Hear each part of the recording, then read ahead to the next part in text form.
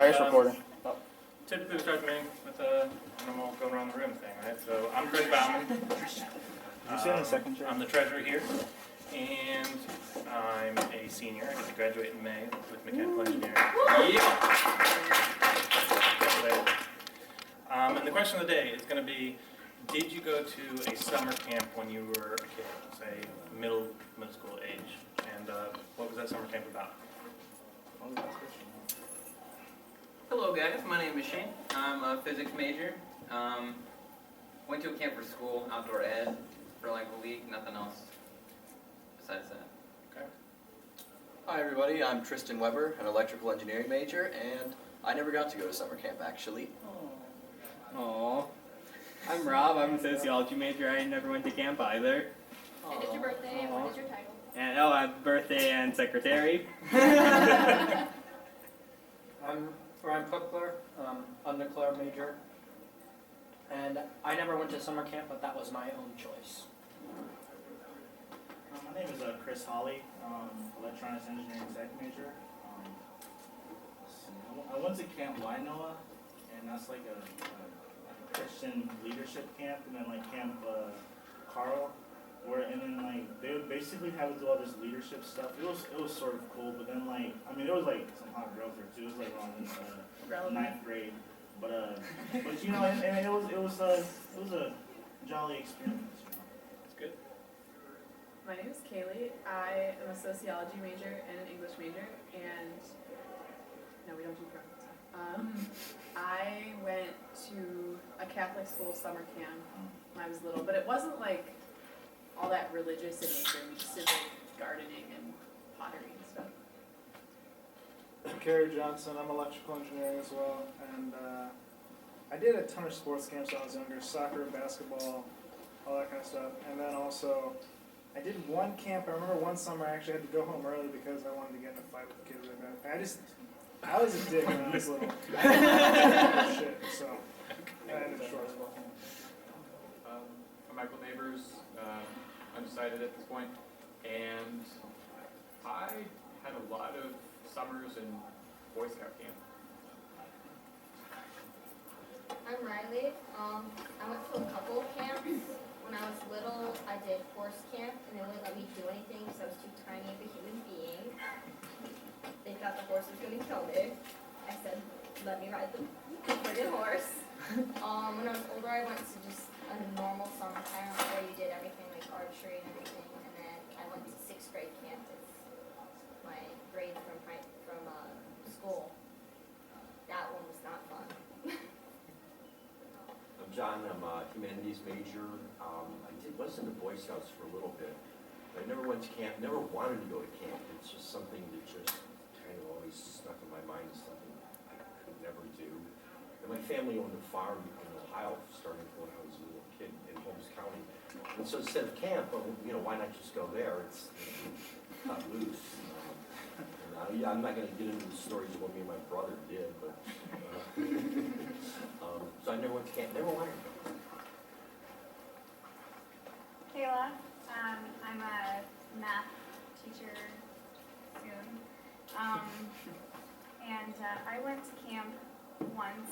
It was a Christian camp, and I found that the first person got baptized in the pool, and then the rest of the week everyone was just like, oh, me next, me next, me next. So it was like a trend of who got baptized today. It was really annoying. I'm Austin, electronics engineering, or electric engineering tech, president of the club, and I never went to like summer camps per se, but I did go to a few really culty like weekend retreat Jesus camp things. Yeah. I'm Jake, a surgical tech major. And I went to, like, in high school for cross country, we had to do these things called running camps, where basically the, whole team rented a spot at, a campsite, and we would run and just have a bunch of, a really good time and just screw around most of the time. It was fun. My name is Jason. I'm a psychology major, and I think I went to camp once. And I was raised Catholic, and it wasn't a Catholic camp, so it was like that non-denominational Christian thing. And I thought it was really weird, and their prayers and songs were a little different. I didn't like it. I'm Shauna. I am the vice president now, and let's see here. My major is art, with a minor in art history. Yeah, my major's history. It's been a long week. But I vaguely remember going to a horse camp thing, but the only memory that sticks out is I was the only one who knew what a frog was on a horse's foot. And then I went to Camp New Hop when I was in 6th grade, and that further made people realize how I am nothing like them, and it was a really kind of sad time. I'm Ion, education major, and I went to CYO day camp at Camp Christopher, a Catholic/Christian camp place. I once got a staple stuck in the middle of my teeth, and they gave me free ice cream all day. All right. I found it interesting. Quick follow-up question. By show of hands, who's ever been a counselor for a camp? Two of us. Me, 3 of us. All right, well, I'm here to talk about Camp Quest. You want to turn down one of the sets of lights? Sure. That one's good. That one's good. Camp Quest is a secular science camp that I attended for 3 years, and then I was too old to attend anymore, so I became a counselor. It was awesome. Camp Quest promotes critical thinking. It's primarily a science camp, and it talks a lot about different religions. The truth is, this other statement, which I copied off of their website because I was having trouble putting it into words, has kids from age 8 to 17. It's a traditional sleepaway camp that lasts a week long. It's from Saturday to Saturday. There's sports, crafts, games, swimming, campfires, everything that you would expect from a normal summer camp that everybody else here pretty much has gone to. In addition, there's some educational activities focused on critical thinking, ethics, scientific inquiry, philosophy, and my favorite, comparative religion. Camp Quest is open to all children and teenagers, but particularly it's geared towards building a community for children from atheist, agnostic, humanist, and other free-thinking communities or families. Our group has provided a place where children can explore their developing worldwide views, ask questions, and make friends in an environment that is supportive of critical thinking and skepticism. It's a lot of words, but it's basically just a great summer camp for kids, but happens to be oriented for secular families, children, but anybody's welcome there. I've been going since 2004. That's me now, this summer, and this is actually me in 2004. It's the oldest photo I can think of. And I know most of these people stuck around. Typical summer camp. This is Water Wars. Everybody likes to play with water at the summer camp in a hot summer. I half volunteer and half get assigned to being the guy that has to run the hose, because as they have learned over the years, the person who's running the hose eventually gets dunked in water, but also goes with the added benefit that they can control the water war by spraying kids just as much. So it's pretty fun. This is a rule skit on one of the first days. All the counselors get together and come up with a clever, interesting way to keep the children's attention while you tell them about the rules of the camp. It started in 1996, which is really quite young. That makes it 19 years old now. An older tradition of camp was to find out what campers were younger than Camp Quest. This camp started before you, type of thing. And now nobody's older than Camp Quest anymore. It's 19 years old. None of the campers are allowed to be. 19. The oldest person we can have is 17. So that's been a fun experiment in the past for the makers of the camp, but it's different now. This is a quick map. It takes place at Camp Graham, down halfway between Columbus and Cincinnati in Clarksville. So this is actually a 4-H camp, but they've been fantastic to our group there. Actually, when I started in 2004, we were at a different camp. I think it was Camp Campbell Guard. And we ended up moving to this camp. It was better fitting for us. So real quick, because I think as in maps terms. So this is the boys' cabins. This would be the dining hall, so just a short walk up here, uphill, not that bad. And the girls' cabins are all the way over here. Trying to keep them separated. It's flat for them though, so it's actually an easier walk. This is the pavilion where almost all the activities take place, our campfires, swimming pool, et cetera, et cetera. My experience has been, I did go to a couple of summer camps as a child myself. Mostly it was Boy Scouts, went to Boy Scouts camp, and then I didn't like the Boy Scouts anymore. So I went to a different camp, a science camp, and I didn't like them very much either because they're kind of novices. So I agree with them. And then at the same time, I also found my passion was secular, atheist, agnostic, humanist stuff. So when I found out about this camp, I went to this before. I'm not much of a camper. It will testify. I like my technology. I like my first world supplies. So I got to tell you, some people here who like camping, that's great. You'll enjoy yourself. If you don't like camping, it's fine. Because you get to stay in cabins. They're not actually tents or anything too harsh. Or sides, none of that three-sided Boy Scout crap.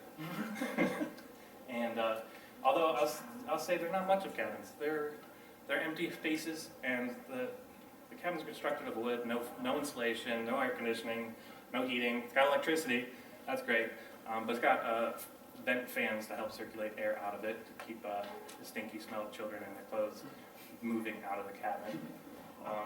My point is, it's very outdoorsy, very campy, but also not at the same time, because there's a dining hall at one, so you don't have to make your own food, and the food there's great every year.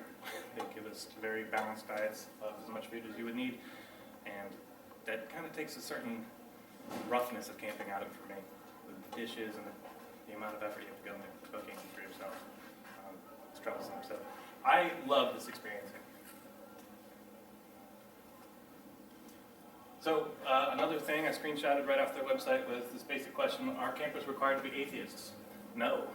Campers at CampQuest are encouraged to think for themselves and are not required to hold any particular view. We firmly believe that children should not be labeled with worldviews labeled by adults, and instead they should be encouraged to ask questions and explore different worldviews as they grow. We do present atheism and humanism as valid and reasonable options for an ethical and fulfilling life, and most counselors at camp consider themselves to be atheists. A lot of the critics would probably say that, like, all the critical thinking and reasoning, that sounds like indoctrination. We have to say about that. Because I can say that this camp, being as interesting as it has been scoped out by a lot of media sources, and that was great for getting the word out there that this camp exists, but none of them had anything negative to take away. We even had a couple of people come in kind of undercover, spy-like, to see if there was actually dirty things going on, like if we're really trying to indoctrinate kids or convince them that they shouldn't have religion, and none of them were able to. Right? The guy that did that we found out about him, he had no paper to write at all. No, this is really just absolutely a basic summer camp. It just has kind of a binding underlying cause for its existence. The campers bond with each other more because they have this similarity to begin with that normally the other kids that they get to interact with in their normal life don't have. That's why this camp was rare. Being the first one in Ohio, we used to have people come from all over the country to come to it. Okay, you said the one that was down near like Cincinnati. Is there just that one, or are there multiple? There are lots of camp quests now. Yeah, I guess I didn't make that clear. They popped up all over the nation. There's one in Michigan, there's one in California, there's one in Texas, and I've got some information about that on the next slide. No, they popped up all over the country. In addition, they've actually popped up internationally now too, which is really cool. I think there's one, well, I can't say for sure, it's in the Netherlands or something. But there's probably one in Canada. I don't know where else they exist, but no, they're all over the place. Camp Quest Ohio just happens to be the first one, and being the first one, the people that organized it and ran it kind of adopted all of them, and they're the franchise runners, if you will. This is actually me again singing karaoke. What song? I actually remember, I think it was The Lion Sleeps Tonight, or Nice. or something. Yeah. So that's the main point of this presentation, is Camp Quest is growing, and we need new volunteers. There's many Camp Quests across the country, like I said. California, or CQ West I think is what it's called, has held 2 different sessions in the past. They had 90 campers and 87 campers. making them bigger than ours, which we had 88 campers the past couple of years, or at least last year we had 88 campers. And specifically, because there's more female cabins largely, there are more female campers than male campers, which I always found was great as a kid because the adult community is definitely a little bit unbalanced. Texas held the biggest camp, 108 campers last year, I believe. The point is that this year, because we've had so many years in the past of not having enough room for all the campers, we actually had like waiting lists to get into camp, that this is the first year that they're expanding it to be 2 different weeks, which means literally 2 times the staff. Because it kind of takes it out of you. I wouldn't be surprised if there's only 3 or 4 of the counselors bothering to do both weeks. So I'm not sure about that. This is the first year, so we'll find out. But I'm definitely going to go to one of them. Assuming that I'm getting a full-time job, then I will only be going to one of them. I'll be getting another time. The other one will have to be manned by a bunch of other people. I was actually asked to talk to my group about this, Akron SSA, by the director of Camp Quest right now. She's a good friend of mine. She told me that they're short on counselors and wanted me to present it not only in my own group, but this presentation being video, and I'm going to send it to the Cleveland groups that I'm friends with. So, largely, let's see what I got. All right, well, the first week's June 14th to 20th, second's 19th to 25th. The second session generally needs more volunteers, is what what the director told me, Katie. And generally female volunteers are in a little bit more need. These are some photos. This is morning yoga, which is a really great way to get the campers to get to breakfast on time. It is. They're not allowed to enter the dining hall or eat until all of the cabins and all the campers are accounted for. That's campers, not the counselors. Sometimes the counselors don't all make it up. But this is a great way because it wakes you up. It's energetic. It's kind of like a morning icebreaker. Everybody feels awkward doing the different activities. You can see their awkward faces. It's great. And it encourages the campers to do the work for you and making sure the other campers come on time so that we can get out the dining hall and eat. Oh, you make them do yoga until everyone shows up? 1 or 2 moves, basically. Yeah. This is the Holy Wars, or Holy Ceremony, color festival that we did once, kind of out of inspiration from one of the other religious groups that does it, obviously. And we learned all about them, and we learned all about all kinds of different religions. Frequently, Mormons, Christians, and Catholics come up, as well as many different religions. Comparative religion is the best thing to do. And this is just, honestly, a really good time. I believe I'm in this photo somewhere, but I can't find myself because I was definitely there. So, Akron SSA, our group, is a big group, it's a growing group. This is the photo from us at prom. 22 people went to Skeptic on 7. That's awesome. What? Yeah. He brought us a date, he had a crown on top, it's great. My point is we have definitely a good following now, and I'm really happy to find that out as I'll be graduating, and I know this group will continue on. But to grow from that, I want you guys to volunteer for Camp West. I think it's a great time. Definitely needs it. Just like our group provides community, networking, friendship, etc., this Camp Quest provides that for children from 8 to 17, oftentimes before no other option exists. I know when I was growing up, I was really the only secular, atheist, humanist person I knew. And that was fun. It was a challenge to overcome in some cases, but in other times it was just extremely isolating. So the people at camp, the kids, they just get together, they get so close very quickly, and those camp bonds with the friends that they make last for years. Even when they used to be from across the country, they're starting to become slightly more localized as there are more other camps to go to now. But it's a fantastic thing, and the beauty of volunteering is you get to give it back. What you didn't have, you can help them with. So how camp works for volunteers? Typically, well, always. For one, it's a 3-hour drive to the area. It's in Clarksville, which is halfway between Cincinnati and Columbus, about a 3-hour drive. There's only one of them in Ohio. Campers arrive on Saturday morning, and then the next Saturday morning they'll be leaving. Counselors arrive the Friday before to help set up, and there's a little bit of leadership, icebreakers, and comprehensiveness to make sure everybody's on the same page before the campers even arrive. It's a minor amount of training, really. You don't need to be certified or anything like that. It's really, anybody can do it. And then camp On the Saturday that everybody leaves, you stay until just after lunch, breaking down. Oftentimes I do a lot of packing up the night before when everybody's got the energy for it still. And then Saturday evening, there's a casual after party. The beauty of this is not only are you helping campers get these camping relationships with other secular children like them, but you get to network yourself. I always said that the volunteers are there for the same reason the campers are, really, is to create new connections. That's why whenever we go anywhere as a group, whenever there's a secular event, I'm going to run into one of these people I know. That's how I find a couple parties we get to go to, is because of the connections I make.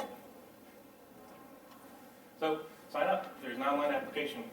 I assume you could probably just Google Camp Quest Ohio application form. There's a new staff application. For reference, there's also a returning staff application that's slightly shorter because they've already accepted you once. They assume that you're going to follow all the same trends. So I can talk about this camp for days. What haven't I covered? What questions do you guys have? You said the counselor showed up like a week earlier? No, just a day earlier. Oh, okay, gotcha. Never mind. Yeah, no, just a day. Sometimes they do a counselor's swim in the pool the night before, which is kind of fun to be there without kids, because when the kids are in there, it's crazy. Leave with battle scars from the pool. Is there anything they look for in general with applicants to be counselors? I don't think so, really. I mean, obviously they do, but they're pretty simple. I think it's just being in good standing. They do run a background check, not too seriously, a light background check to make sure nobody's threatening. Well, darn, I guess you can't do it, Shane. They might check for references. I think there's a place for references on the application. You can either put me down, or if you have experience at other camps with other kids, that's always good. Everybody put you down, don't screw up. I am. What's it like kind of interacting with the kids? Like, what other activities do you really do with them other than just, I mean, do you get a lot of religious questions from them, or? Not really. Not so much questions. Depends on their education, but it's more of bonding, and them can't wait to tell somebody else about the experiences that they've had at school with other religious kids, and the conversations that they've had with other friends, and their best friend who's a Catholic or whatever, talking about them and asking how to interact with that kind of person. It's really fun to do. The less experienced you are as a counselor or as an educator or a staff member, or the younger you are. You're with the younger cabins, which is great because discipline and controlling younger kids is actually easier. It's exhausting, but it's easier. Actually, I tried and I got tackled by 8. It's because you're the size of me. You weigh like 90 pounds. Like, Carry a it was- taser. Like seriously, I was tackled to the ground by like 8 kindergartners when I was trying to. Well, everybody at camp sympathizes with the people with the youngest counselor or cabin. So they normally triple team them with 3 or 4 people per that cabin counselors, and then they get breaks. I think it's built into the younger counselors, cabin leaders, breaks in the schedule where they are not burdened with the younger kids. In addition, camp has been designed year in year out. It's been revised to mix the campers with different age groups and different sexes as much as possible. There's the best part, I think, was group games where we randomly mixed up all the campers with different ages, different sexes, and they do an activity pretty much every day. And it's like a week-long competition for points for winning something pointless, but the kids love it. But that relieves the youngest counselors from having to be with them. What's the shower situation? Yeah, there's a.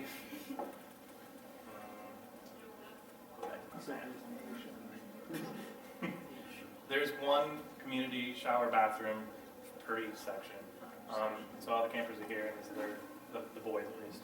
There's the boys' shower cabin, and the girls' one is always way better than the boys' one. I mean, it's high-end appliances and stuff. It's just being outdoors and closed, but outdoors it's what you would expect. It's better than most outhouses.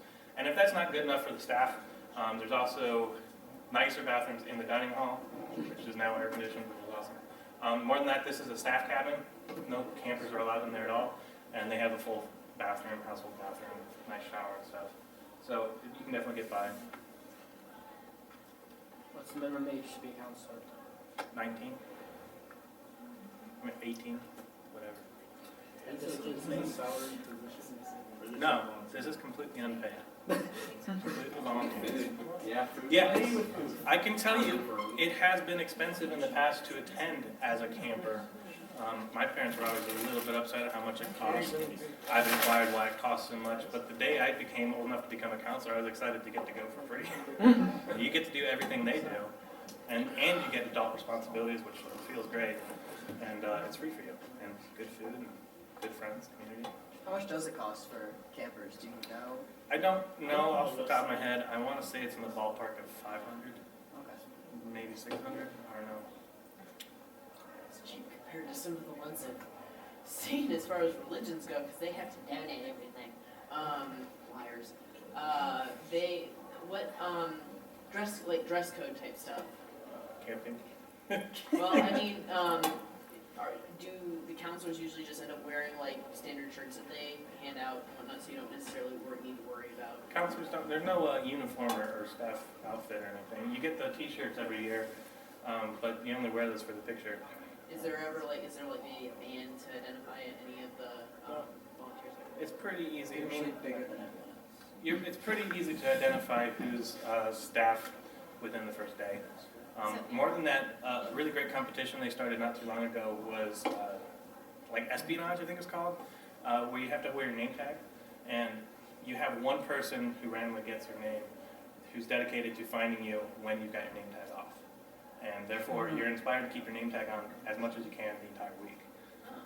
So that actually works really great, and I oftentimes write what cabin you're in, and if you find it necessary, you could write staff on there. Maybe the staff have a different colored lanyard or something. But I like name tags. People learn your name, it's the best thing. And people always feel awkward about asking us, what's your name? You get embarrassed if people don't know your name. People get embarrassed when they even read my name because they don't know how to say it. I guess you could spell yours phonetically if you want. You got a question in the back? You? No? Okay. Any other questions?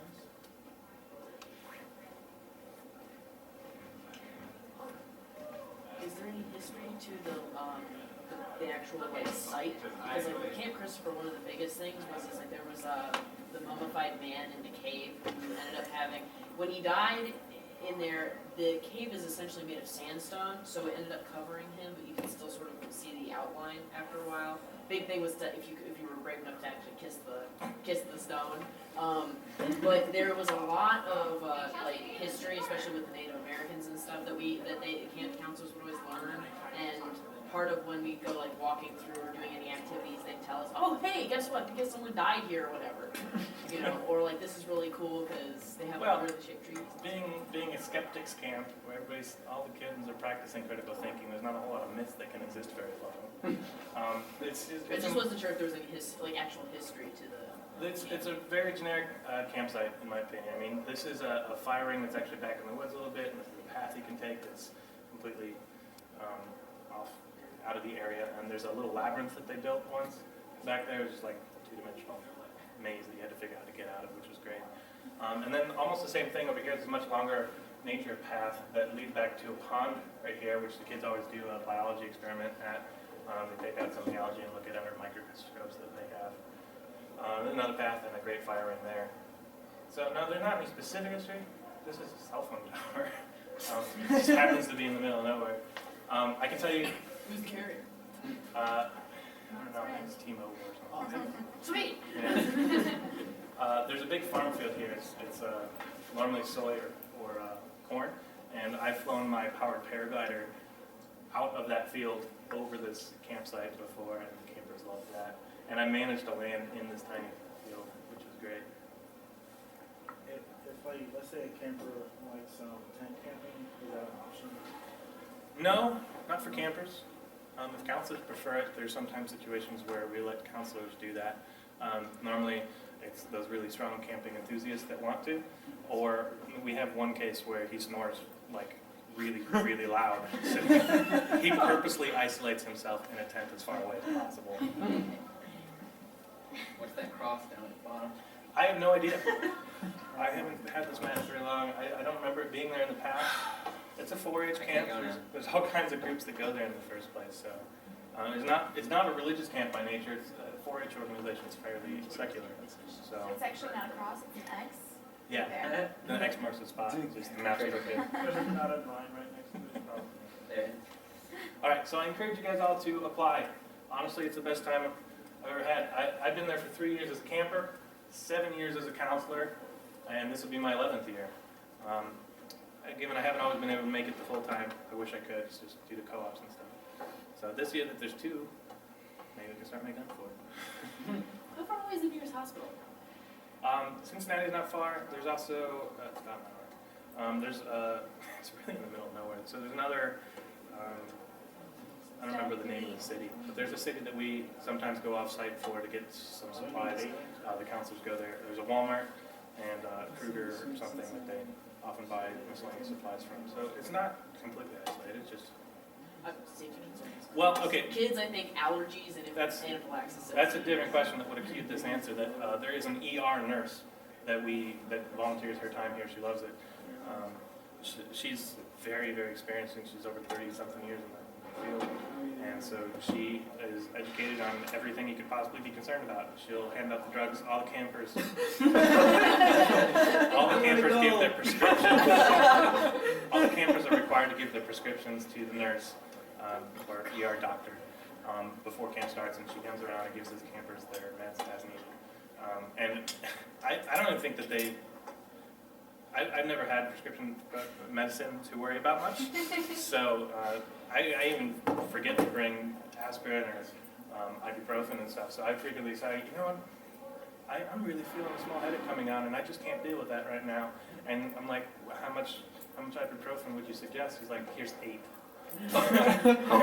I'm a big guy, so I never take the dose apparently needs. She's like, you know what, it's great, take what you need. 8's an exaggeration. I think it's 3 or 4. I always take like 1, you know. So, all right, we'll move on with the meeting. Want me to turn off or?